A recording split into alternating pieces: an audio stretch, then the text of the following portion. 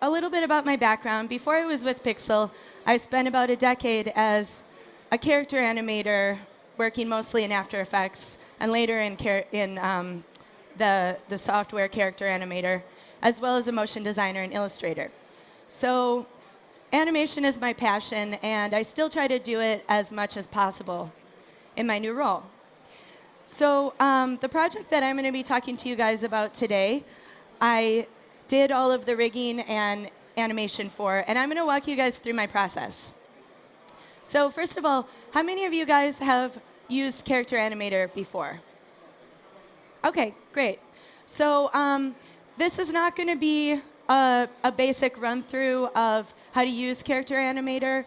Dave Werner has a talk later today where he can give you some great tips on getting started and new features and stuff like that. You can also check out OK Samurai to see just a ton of amazing tutorials for every skill level. So I'm just going to dive right into my technical process and thinking behind doing a live animation specifically. So Ask Sherlock Anything was a project we did for the Paramount film Sherlock Gnomes, which came out about 1.5 years ago, about this adorable garden gnome who solves people's mysteries, who solves mysteries of the other gnomes that live in the garden. And he's a protector of the realm. So it's a really fun character. And when we were thinking about how to market this film, we had the idea that it would be really fun to allow young fans of all ages really, to interact with Sherlock in real time on Facebook so he could solve their mysteries. So we put together this event, Ask Sherlock Anything, and I'm going to walk you through my process now. Building the puppet. OK, so any Character Animator project, regardless of if it's live or not, starts with this step. And I want to emphasize the word puppet here, because I think it's a really important distinction that when you're working with Character Animator, it's really more of a theatrical performance, stage acting, than it is traditional character animation. So for those of you who aren't familiar, Character Animator uses motion capture to capture the actor's movements, eye movements, blinks, facial expressions, eyebrows, everything. It's really incredible. And as well as using the camera or using the mic to capture the audio and do live lip sync. So it's a bit of a different process from using other character animation software. So I always like to start with a template provided by Adobe. It just streamlines the process and ensures that every part of the character is in the right order and set up correctly for your rig. So there's a lot of great ones to choose from depending on what you want your character to do. I chose Dr. Applesmith for this project for a couple reasons. First of all, he's facing forward, which my character was, so that's the basics. But more importantly, this character is really unique because the artist actually created a model out of clay and other materials in the real world and then photographed it to bring this 3D character into the 2D space. So since I was working, my source material was 3D animation, this was the look I was going for. I wanted to bring a 3D character into a 2D space and sell it believably. So Dr. Applesmith was a great starting point. When you click on the template, it opens it automatically in Photoshop, and you can see all of his layers here. And then from there, it's as simple as just going through and replacing the layers of the template character with your own character's body parts.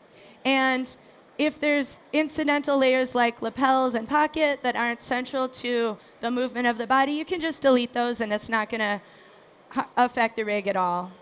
And if you want to, a quick hack that you can also do is just to go back into Character Animator and replace the PSD of the template with your new PSD, and it's already rigged for you. It's super simple.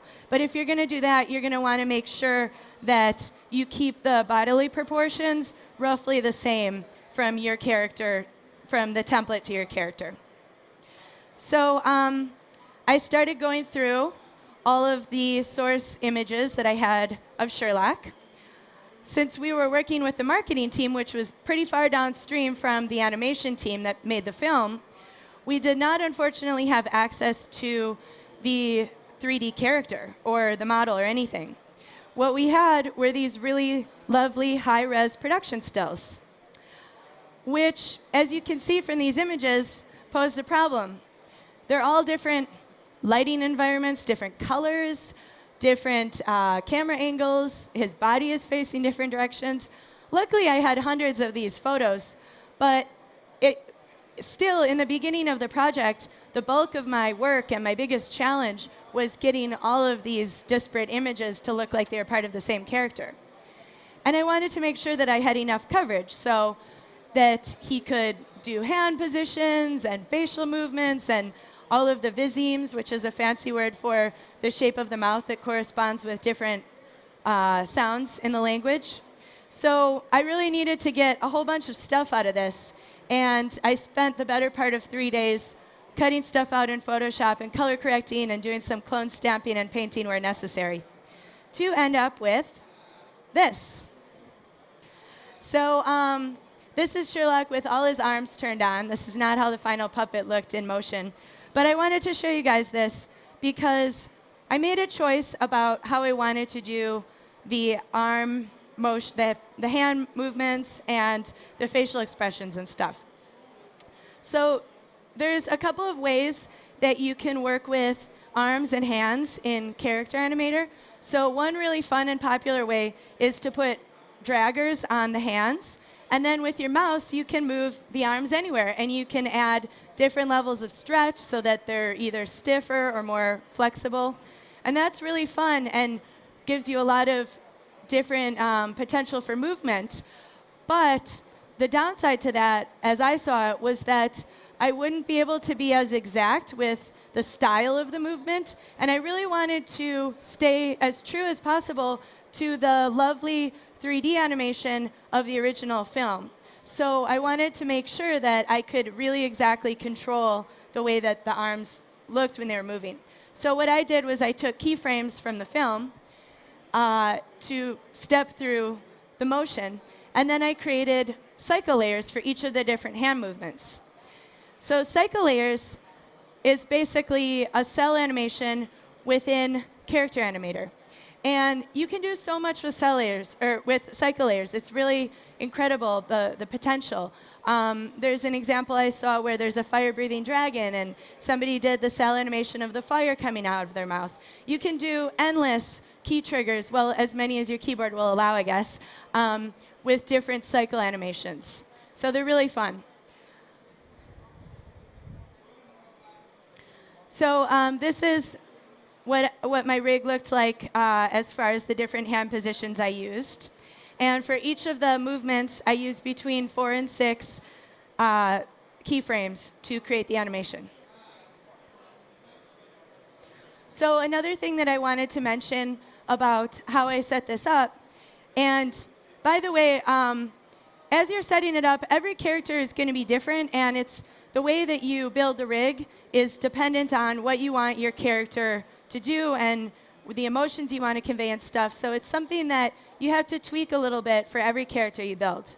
So as you can see, some of these squares are grayed in and some are outlined. The difference is the grayed in squares are latched key triggers and the outline are unlatched. So what that means is if I hit the M, that corresponded to both a hand movement and an eye squint to make Sherlock go like this when he was thinking. So if I hit the M, he's going to pinch his nose. But if it's unlatched and I let go of the key, his hand is going to drop down to neutral position again. When you latch it, the hand goes to its position, and then it stays there until you hit M again. So from a practical standpoint, this just made the live animation a lot easier. I didn't want to be holding down the key for 30 seconds or whatever. But another reason that I chose to latch most of these was that sometimes I wanted him to go from pinching his nose to pointing. And it would look kind of unnatural if he went down and then up again, down and up for every movement. So it looked much better, in my opinion, to have him go seamlessly from one position to the next. So I would just hit M to N to do that. And then some of them I left unlatched, like some of the facial expressions that were going to be like a little bit faster movements, and it was okay to go back to neutral in between. So that's latching. And and the other thing I wanted to mention about this was my reason for choosing those letters that don't seemingly correspond to the movements. Like, why didn't I choose P for pinched nose? That would seem to make more sense. Well, I did originally, but then as I was rehearsing the live animation, I realized that it was a lot easier to just have all of my triggers in a row on the keyboard so that I could just do it one-handed, and it almost became second nature going from one position to the other, and I didn't have to jump around the keyboard. So that was something I specifically chose to do because of the live considerations. So once you're done with your rig and your puppet, casting is the next step. So if you're an actor as well as an animator, awesome. You can skip this step entirely. But if you need to find an actor, I have a few tips for you guys. So first of all, I would advise you to choose someone who's not only a great actor and can personify the role, but someone who's really good at thinking on their feet, such as an improv actor. Any of you guys live in LA or New York? There's probably 1 million of them around that you can choose from. Other cities, probably not as many, but you could still find them because improv is pretty popular these days. So we chose this amazing actor named Derek Scully. As you can see from his headshot, Derek's a really fun guy. And also, he has a very expressive face, which is also really important when you're casting your actor. Because if you choose a really subtle film actor, they could be the best actor in the world, but they're not going to be moving their body that much. It's kind of unnatural, actually, to be moving your head all over the place when you're acting, but that's what makes the character come to life. So if you choose someone who's a stage actor and a comedy actor who's big and over the top, they're going to move around more, and their face is going to be a little bit more elastic and expressive, and your character is going to be more fun to look at. So we cast Derek, and this is our setup. And I wanted to point out also that I didn't have Eric doing the key triggers as well to control the arms and some of the eyebrow movements, because he had enough to think about with trying to come up with funny things to say off the cuff. So I wanted to not put too much on his plate. So I was puppeteering next to him while he was doing the acting, which initially I was a bit concerned about. I thought it would be hard to sync up, my hand movements and stuff with what he was doing. But after doing a few rehearsals, we kind of got used to working together in this space, and it really flowed pretty seamlessly. It was a great workflow. So I would recommend thinking about that as well, kind of delegating responsibilities and not making your actor do everything, because that can be a lot. Okay, setting up the live stream. So I'm not going to go into the super nitty-gritty about the technical side of this, because I would like to refer you guys to the Preferences menu on Character Animator, this handy link right here. It is very thorough and at the same time really concise. So you can read it over quickly and find out everything you need to know about live streaming. It's really not that complicated to set up, but I'm not going to go through every step right now. But you do want to have this enabled to allow the signal to go from your Character Animator software to the live streaming software. So here's a schematic from that link that shows the general setup for one. This is for one character. You can do multiple characters, which is also fun, but I haven't tried it yet. But if you're doing one character, it's so simple. It's pretty much the same equipment that you would need for any Character Animator project. You need a mic, a camera, and access to the internet. And then the main difference is in the center there. You see that everything has to go through the live streaming software. So these are two of the big products on the market. I've heard good things about Wirecast. I haven't personally used it. We went with OBS, Open Broadcasting Software, for two reasons. One, it was free. And two, it was extremely user-friendly, and I learned it in about an hour. Which is not to say that it's not powerful and doesn't give you a lot of options. This is the interface. And as you can see, there just isn't a lot there. So it's, you can dive right in. But over there on the far side, you can see the scenes. So here we only have one scene. This was our Sherlock feed. But you can add as many as you want. I don't know what the limit is, but I'll say a bunch. So at the end, when we did our live stream, we ended up having 4 different scenes. And those are basically just different inputs. So we had a QuickTime movie that was looping in the beginning before we started. We had a couple of title cards and then the input. And switching between them is as easy as just clicking from one to the other. So that was very cool. And the other thing I wanted to point out is that you want to put a little bit of a delay on your audio. So it's only about 200 or 300 milliseconds. But that's just because sometimes the audio signal will get there first, and you want it to be synced up, obviously. All right, and then we move into the auto configuration wizard. I always love a wizard to do my work for me. So this one gives you a stream key. You tell it what platform you're going to be streaming on, and then you just plug it in. I have not done this process with the other streaming platforms, but I assume it's probably similar. OK, so other equipment that you might need for a live animation. A desk lamp. So you want to make sure that there's enough light on your actor's face, because otherwise it's not going to, Character Animator is not going to be able to pick up the subtle movements like the eyes moving around and stuff like that. So you want to make sure your actor is well lit. You want a wide table, because you're going to want extra monitors and possibly a tablet or a laptop, and then water or cough drops for the actor. So this was our setup.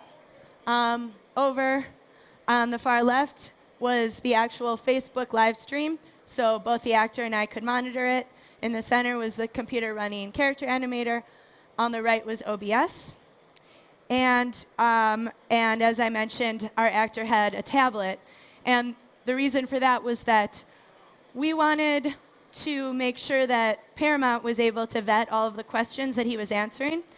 So me and the actor were in the recording booth, and our creative director, producer, a couple of other people were in the other room, and they were Skyping with Paramount and running the questions by them. The creative director was picking them.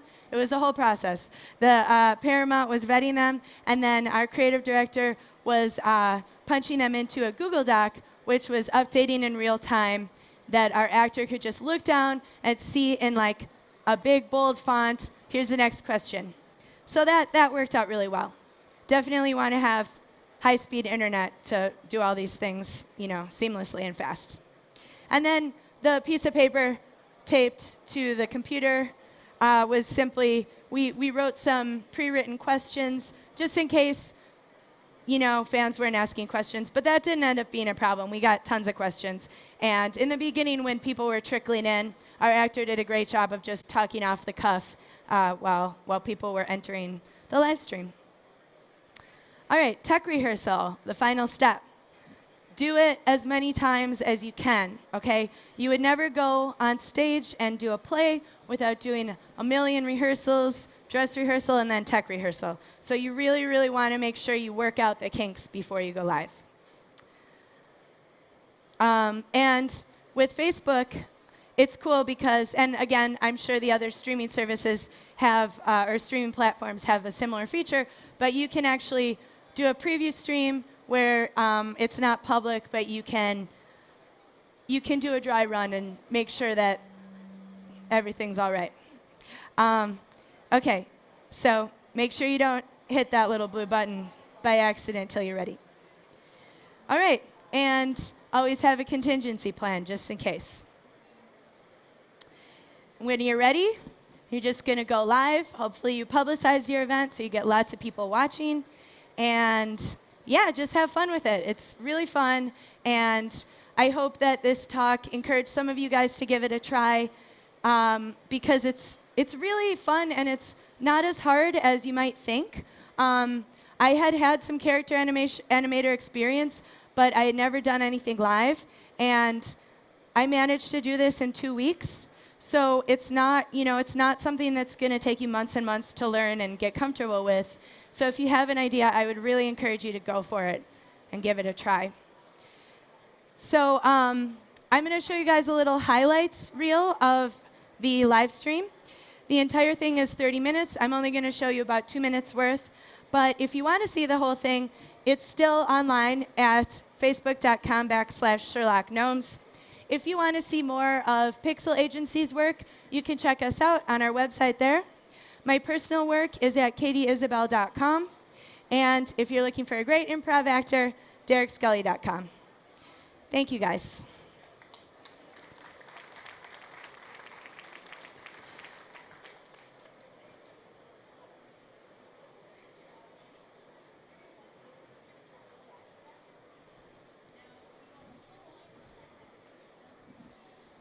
Hello, Internet. It is I, Sherlock Gnomes, London's protector of garden gnomes, the world's first consulting detective, and today here to answer all of your questions, queries, mysteries that you may require.